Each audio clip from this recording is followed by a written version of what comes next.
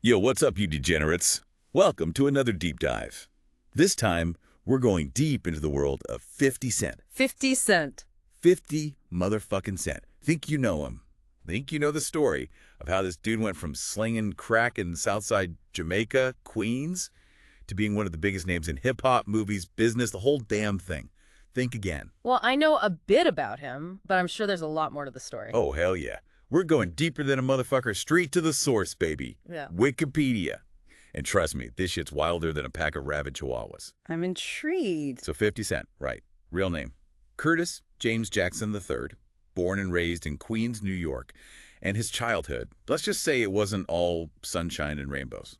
Understatement of the year. This dude's life was a goddamn obstacle course from day one. Single mom, Sabrina, hustling to make ends meet. Later on, 50 revealed she was a lesbian, which, hey, more power to her. But back then, it wasn't exactly the most accepting environment. And I'm guessing that made things even tougher for them. You already know. But hold up, it gets worse. When 50 was only 8 years old, tragedy struck. His mom died in a fire under some, let's say, suspicious circumstances. Damn. 8 years old, that's some serious trauma. Yeah, no shit. So 50 ends up being raised by his grandparents. You'd think maybe things would calm down, but nah, this kid was wired different. Started boxing at 11, not bad. Show some discipline. Right. Yeah, not bad at all. But then at 12, he's already following his mama's footsteps, dealing drugs. And we ain't talking weed here, we're talking the hard stuff.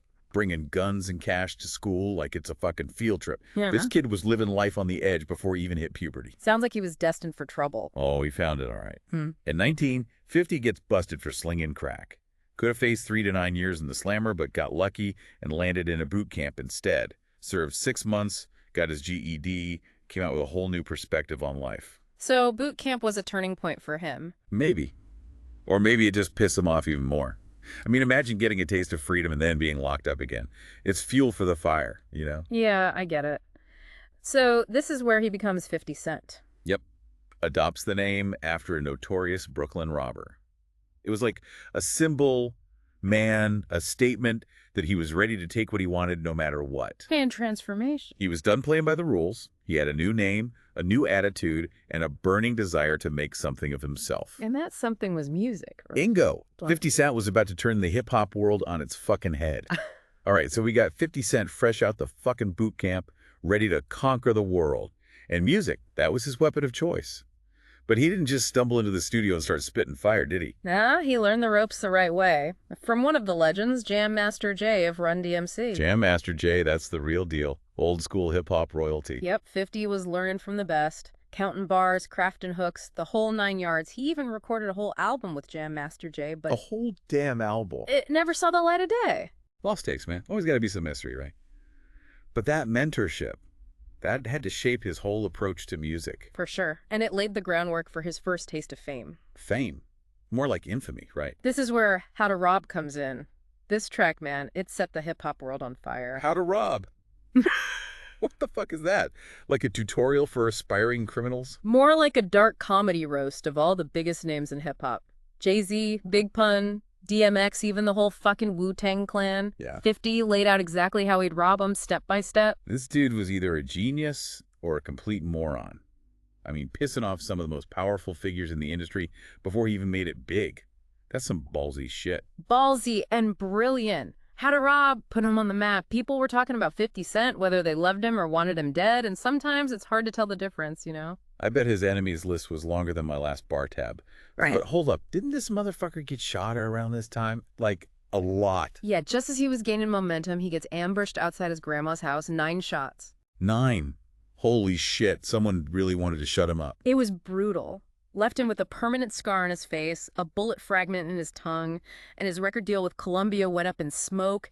They blacklisted him like he was the plague. The industry's full of cowards, man. Yeah. Guy gets shot, they drop him like a bad habit. Typical. There were rumors, too, you know, about a track called Ghetto Core On, supposedly exposing some dirty secrets about big players in the drug game.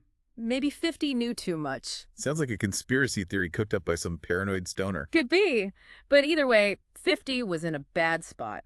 Dropped by his label, blacklisted, riddled with bullets. Most people would have called it quits right there. Not 50. This dude's like a fucking Terminator. He went to Canada, started grinding, pumping out mixtapes. He built his reputation back up brick by fucking brick. From the underground, huh? The comeback kid. So how to get back to the top of the game? Enter Eminem. The rap god himself heard 50's mixtape.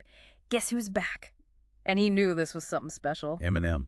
Damn, that's like getting a golden ticket to Willy Wonka's chocolate factory. He signed 50 to Shady Records, his joint venture with Dr. Dre's Aftermath.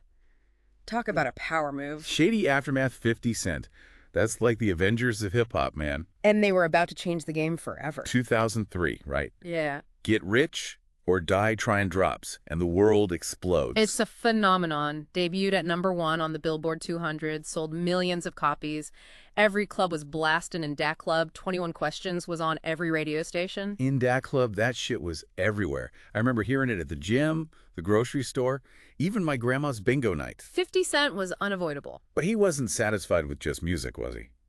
The dude was a businessman from day one. He founded GUnit Records the same year, signed his crew, Lloyd Banks, Tony Yayo, Young Buck. He was building a dynasty. GUnit clothing, books, headphones, energy drinks, vodka. The man had his fingers in every pie imaginable. And then there was The Massacre, his second album in 2005, another massive hit. Candy Shop, Disco Inferno, those tracks were inescapable. The dude was on a roll. But even at the top, there's always competition. Right. And in 2007, 50 faced off against Kanye West. Curtis versus Graduation, it was a battle for the ages. Kanye West, that pretentious douchebag who thinks he's a fashion icon. Hey, Kanye's a talented dude, whether you like him or not. But yeah, it was a clash of styles. 50's hardcore street rap against Kanye's more experimental artsy shit. Who won? Kanye edged him out in sales, but it was a close fight. Must have bruised 50's ego a bit. Maybe. But it showed that the landscape of hip-hop was changing. 50 had to adapt. So what did he do? He went back to his roots. Before I Self-Destruct, his fourth album came out in 2009. Darker, more aggressive, a reminder that 50 Cent was still a force to be reckoned with. Back to the basics, huh? But you know what else comes with being on top? Drama. Drama, beefs, enemies. 50 had them all. And we ain't talking about petty Twitter arguments. We're talking full-blown feuds with some of the biggest names in the game. Ja Rule, The Game, Rick Ross, Fat Joe, the list goes on. Let's dive into that shit, because I bet those stories are juicy as hell. But first, let's take a quick break, and we'll be right back with more 50 Cent. All right, so we've covered 50's music, his business empire, the beefs, the damn bankruptcies. This dude's life is like a movie. But speaking of movies, we got to talk about his Hollywood hustle. How the hell did this street kid from Queens end up rubbing elbows with Hollywood bigwigs? 50's always been about leveling up, taking his game to the next level. He'd already starred in Get Rich or Die Tryin, basically the big screen version of his life story. Let me guess, straight to DVD, right? Hey, it wasn't a masterpiece, but it did decent at the box office, and it showed that 50 had that something special, that charisma that pops on screen. So what was next? Did he try to be the next Leo DiCaprio or some shit? Nah, 50's smarter than that. He knew Hollywood was more than just being a pretty face. It was about power, about building your own platform, and that's where Power comes in. Power. That show was fucking huge. Everyone was watching it. Was 50's role in all that? He was the star, the executive producer, the mastermind behind the whole damn thing. He brought his street knowledge, his hustler mentality to the screen. Created this gritty, complex crime drama that ran for 6 seasons and spawned a whole bunch of spinoffs. From rapper to TV mogul, this dude's living the dream. But what about his personal life?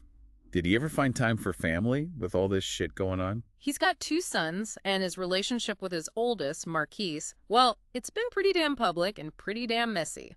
Lots of drama playing out on social media, accusations flying back and forth, not exactly a Hallmark moment. Family shit's complicated, man. Even when you got millions in the bank. So where's 50 at now? What's this unstoppable motherfucker been up to lately? Still grinding, still hustling. More TV shows, producing movies, starring in action flicks. He even mentors up-and-coming artists. This dude's like a machine. All right, so we've gone deep, real deep into the world of 50 Cent. From crack dealer to rapper to businessman to Hollywood player, this dude's done it all. What's the takeaway here? What's the one thing we should remember about 50 Cent? He's a survivor, a hustler, a visionary. Came from nothing, faced death, betrayal, financial ruin, and he came out on top every damn time. He's a force in nature, man. A real American gangster in all the best and worst ways. But hey, that's the 50 Cent story, right? Love him or hate him, you gotta respect the hustle. So there you have it, folks. The deep dive into the mind of 50 Cent. We've laid it all out for you, the good, the bad, the ugly. Now it's your turn to decide. Is 50 Cent a genius? Or just a lucky asshole? A visionary or a villain? Go check out his music, his movies, his businesses. You might be surprised by what you find. That's it for this deep dive, you magnificent bastards. Stay savage.